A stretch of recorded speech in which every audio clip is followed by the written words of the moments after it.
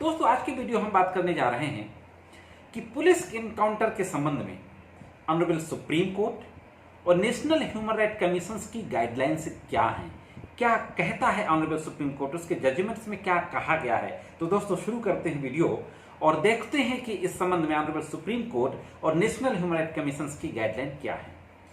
साथियों, सन 2014 में honourable supreme court में एक केस आया पीयूसीएल बनाम यूनियन ऑफ इंडिया। पीयूसीएल बनाम यूनियन ऑफ इंडिया में सुप्रीम कोर्ट की डिवीजन बेंच के द्वारा पुलिस इनकाउंटर के संबंध में गाइडलाइंस जारी की गई और लगभग 15-16 इंपॉर्टेंट पॉइंट्स उन गाइडलाइंस में कहा गया। ऑनरेबल सुप्रीम कोर्ट के जस्टिस न्यायमूर्ति एम लोहड़ा और न्यायमूर्ति नारीमन, इन दोनों के द्वारा उस रिट की सुनवाई की गई और गाइडलाइंस जारी करते हुए मुख्य रूप से जो मुख्य बातें कही गई उनमें से जो बातें थी कि सबसे पहले कि अगर कहीं पर पुलिस कोई इनकाउंटर करती है तो उस इनकाउंटर की तुरंत एक एफआईआर दर्ज की जाएगी। हाँ साथियों, पुलिस द्वारा किए गए इनकाउंटर की एक एफआईआर दर्ज की जाएगी संबंधित थाने में। इसके बाद अगर उस इनकाउंटर में कोई व्यक्ति घायल हुआ है तो उसको तुरंत मेडिकल फैसिलिटी उपलब्ध कराई जाएगी, मेडिकल सुविधा दी जाएगी। और अगर किसी की मौत हो गई है तो 2 डॉक्टर्स के द्वारा उसका पोस्टमार्टम किया जाएगा और हो सके तो एक डॉक्टर जो होगा वो उस हॉस्पिटल का हेड होना चाहिए। नेक्स्ट बात ये कही थी सुप्रीम कोर्ट ने कि जो पीड़ित है, जिसकी मौत हुई है, जो घायल हुए हैं इनकाउंटर में, उनके परिवार वालों को उसकी तुरंत सूचना दी जाएगी। यह ऑनरेबल सुप्रीम कोर्ट के द्वारा कहा गया था। साथ ही साथ ये कहा गया था कि एफआईआर दर्ज करने के बाद इसकी जो जांच होगी, इसका जो इन्वेस्टिगेशन होगा, या तो सीआईडी से कराया जाएगा या दूसरे थाने की पुलिस से कराया जाएगा या किसी इंडिपेंडेंट इन्वेस्टिगेटिंग एजेंसी से कराया जाएगा।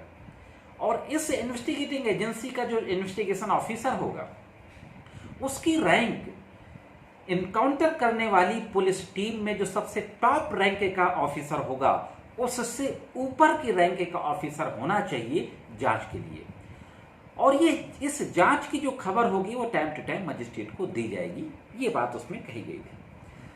साथ ही ऑनरेबल सुप्रीम कोर्ट ने इसी जजमेंट में ये भी कहा था कि इनकाउंटर में इस्तेमाल किए गए हथियारों को तुरंत सील कर दिया जाएगा और फॉरेंसिक साइंस जांच के लिए उन सारे हथियारों को जो पुलिस द्वारा इनकाउंटर में इस्तेमाल किए गए हैं भेजा जाएगा। दोस्तों, पोस्टमार्टम जो होगा उस इंटायर पोस्टमार्टम प्रोसीडिंग की वीडियोग्राफी कराई जाएगी। एक बहुत ही महत्वपूर्ण बात ऑनरेबल सुप्रीम कोर्ट ने कही थी। आगे सुप्रीम कोर्ट ने कहा था कि जितने भी लोग इस इनकाउंटर में शामिल होंगे, पुलिस ऑफिसर्स हो या पुलिसकर्मी हो, उनमें से किसी का भी जब तक जांच चलेगी किसी का भी प्रमोशन आउट ऑफ टर्न नहीं दिया जाएगा। उनकी सीमा से पहले, उनकी बारी से पहले किसी को आउट ऑफ टर्न प्रमोशन नहीं दिया जाएगा और ना ही किसी को वीरता पुरस्कार दिया जाएगा। दोस्तों, ऑनरेबल सुप्रीम कोर्ट ने यह भी कहा था कि अगर पीड़ित पक्ष को, जिसका इनकाउंटर हुआ है, जिसकी मौत हुई इनकाउंटर में या घायल हुआ है, अगर उनको लगता है कि इस इनकाउंटर में पुलिस टीम के द्वारा ऑनरेबल सुप्रीम कोर्ट द्वारा जारी की गई गाइडलाइंस का, जिनके बारे में मैं बता रहा हूं, इस्तेमाल नहीं किया गया, फॉलो नहीं किया गया इन गाइडलाइंस को, तो वह व्यक्ति, उसके परिवार के व्यक्ति डिस्ट्रिक्ट एवं सेशन जज के समक्ष इस पूरे मामले की कंप्लेन कर सकते हैं। साथियों, ऑनरेबल सुप्रीम कोर्ट के द्वारा इसी जजमेंट में यह भी कहा गया था कि स्वतंत्र जांच एजेंसी जो जांच कर रही है इस पूरे इनकाउंटर केस की, उसको अगर लगता है कि इस जांच में नेशनल ह्यूमन राइट कमीशन को शामिल करना चाहिए तो वह नेशनल ह्यूमन राइट कमीशन को भी शामिल कर सकती है। साथियों, दोस्तों, इस पूरी जांच को national human right commission plus state human right commission को भेजे जाने के संबंध में भी ऑनरेबल सुप्रीम कोर्ट ने इस जजमेंट में कहा था। दूसरी बात, अब हम देखते हैं कि नेशनल ह्यूमन राइट कमीशन का क्या कहना है इस संबंध में। साथ ही नेशनल ह्यूमन राइट कमीशन ने भी ये बात कही थी कि जिस थाने के अंतर्गत इनकाउंटर की घटना हुई है उस थाने के भारसाधक अधिकारी को, यानी officer in charge of the police station, इसकी तुरंत एफआईआर दर्ज करेगा और किसी दूसरे थाने की पुलिस से या स्टेट की किसी दूसरी स्वतंत्र जांच एजेंसी से या सीआईडी से इसकी जांच कराएगा। और ये सारी बातें जो सुप्रीम कोर्ट ने कही, इन सारी बातों में से कई बातों को नेशनल ह्यूमन राइट कमीशन के जो अध्यक्ष थे उन्होंने भी दोहराया था। 2012 में नेशनल ह्यूमन राइट कमीशन के अध्यक्ष से जस्टिस वेंकट चलैया। जस्टिस वेंकट चलैया जो 1994-93 के आसपास सुप्रीम कोर्ट के जज थे और बहुत ही प्रोमिनेंट जस्टिस रहे हैं। उन्होंने 2012 में सारे स्टेट्स के चीफ मिनिस्टर्स को एक लेटर लिखा और एक लेटर लिखते हुए जस्टिस वेंकट चलैया ने कहा कि आयोग को कई जगह से गैर सरकारी संस्थानों से लगातार ये शिकायतें मिल रही हैं कि पुलिस फर्जी इनकाउंटर कर रही है और फर्जी इनकाउंटर के जरिए अभियुक्तों को तयशुदा नियमों के तहत दोषी साबित करने के बजाय उनको मार रही है।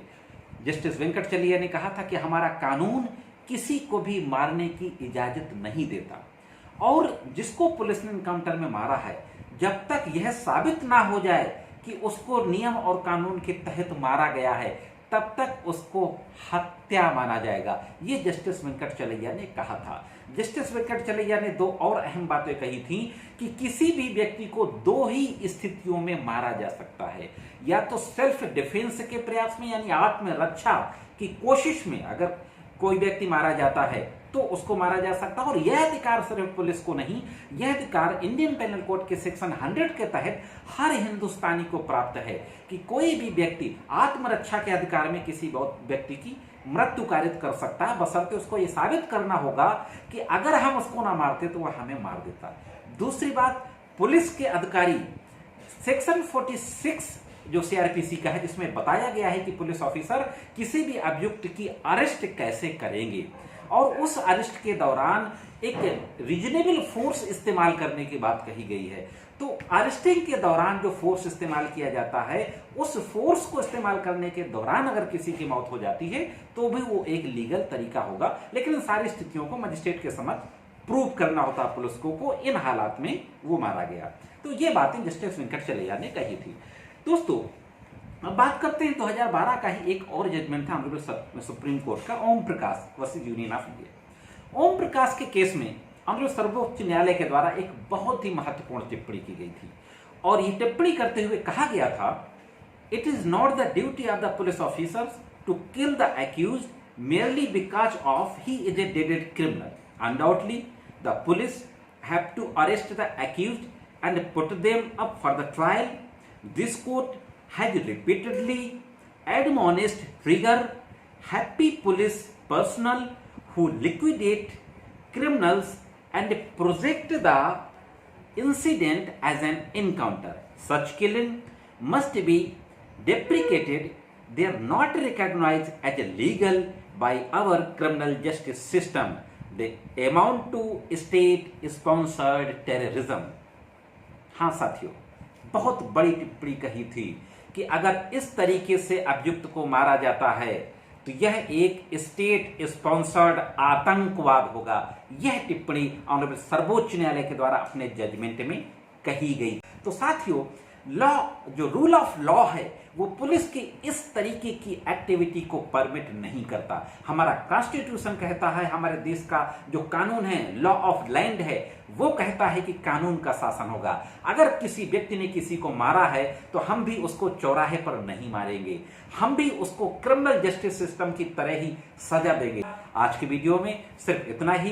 जानकारी आपको कैसी लगी कमेंट्स करके जरूर बताएं, और अभी तक अगर आपने मेरे चैनल को सब्सक्राइब न किया हो या पहली बार मेरे चैनल को देख रहे हो तो मेरे चैनल को सब्सक्राइब करें। सब्सक्राइब बटन के बगल में बने हुए बेल आइकॉन को प्रेस करें, जिससे भविष्य में मेरे द्वारा जो वीडियो में जानकारी दी जाती है उसका नोटिफिकेशन आप तक पहुंच सके। तो साथियों, वीडियो आपको अच्छे लगते हो तो वीडियोज को लाइक कर दिया करें। लाइक करने में, सब्सक्राइब करने में बिल्कुल कंजूसी ना किया करें, और वीडियोज को ज्यादा से ज्यादा शेयर किया करें, जिससे कि कानून की महत्वपूर्ण जानकारियां ज्यादा से ज्यादा लोगों तक पहुंच सकें। मिलते हैं किसी अन्य वीडियो में कानून के कुछ अन्य जानकारियों के साथ। तब तक कानून की विभिन्न तरीके की जानकारियों के लिए देखते रहें लीगल एंड सोशल एवेन्यू।